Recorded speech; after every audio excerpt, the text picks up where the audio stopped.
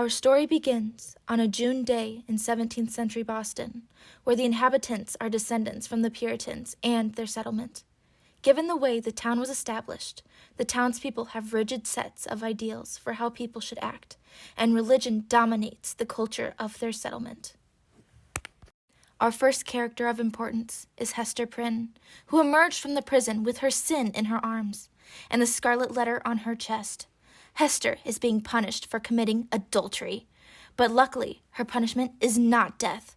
She is sentenced to bear the Scarlet Letter on her chest for the rest of her life and has to begin her sentencing by ascending the scaffold to face her sin and be publicly shamed. In regards to the evidence for her sin, Hester holds in her arms baby Pearl, who was a byproduct of adultery and is therefore cursed for her life. While Hester remained on the scaffold, a new man by the name of Roger Chillingworth entered into town and inquired from one of the townspeople what was going on. He soon learned that Hester had committed adultery, but that they didn't know who the father was.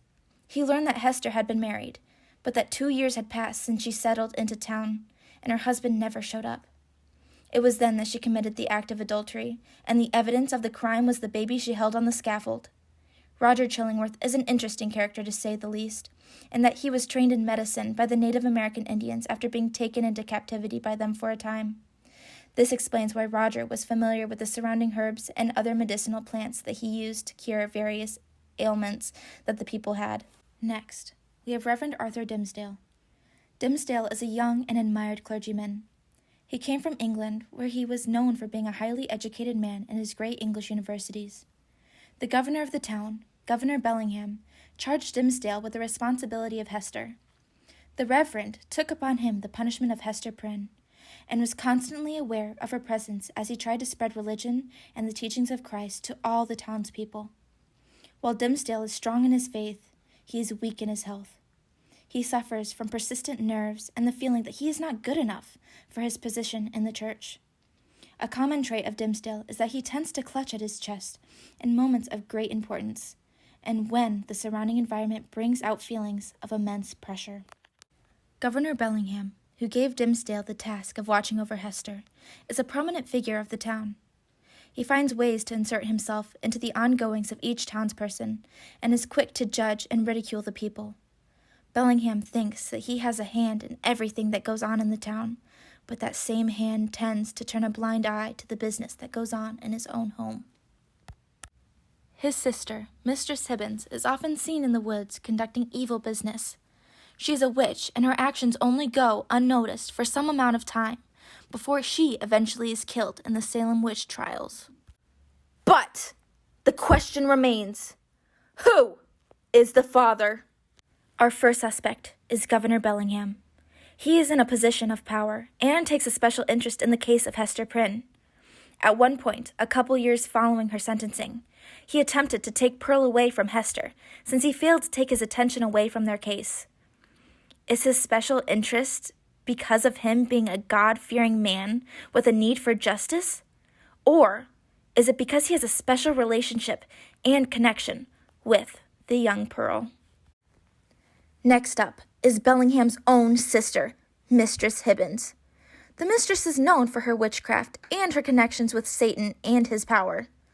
The father is not known, but the question is there even a father? Or is Pearl simply a byproduct of witchcraft and the devil? Chillingworth is up next for our observation and critical eye. After Hester endured her time on the scaffold, she was taken back to the prison where both her and baby Pearl were unsettled. Roger was called in for his expert opinion as a physician, but in a twisting turn of events, Roger was not a stranger to Hester. The two knew each other by appearance, but Roger Chillingworth adopted a new name and new motivation for his existence. This is because he reveals himself to be the husband of Hester Prynne, but swore her to secrecy in her cell so she wouldn't tell a soul about his true identity. However, is the secret that he made Hester swear to due to him not wanting the town to know of his previous relationship with the adulterer? Or is it because he doesn't want to lay claim to a sin that required two persons to commit? Lastly, we have Reverend Arthur Dimmesdale. As a man of God, he surely wouldn't have committed a sin as serious as adultery, right? Or could he have succumbed to the kind influence of Hester and made one mistake that resulted in the creation of a child? Nevertheless, the Reverend spent his days preaching sermons about peace and repentance, all while ensuring that the townspeople were taken care of. With all of his responsibilities surrounding the morality of the people, it's no wonder that he was struck with unbearable nervousness. In a twist of fate, Roger Chillingworth noticed the sickness of Dimmesdale and took it upon himself to heal the Reverend. The two men became close friends, or at least they appeared to be friends to the public eye. So, now that we know all the suspects, whose? The father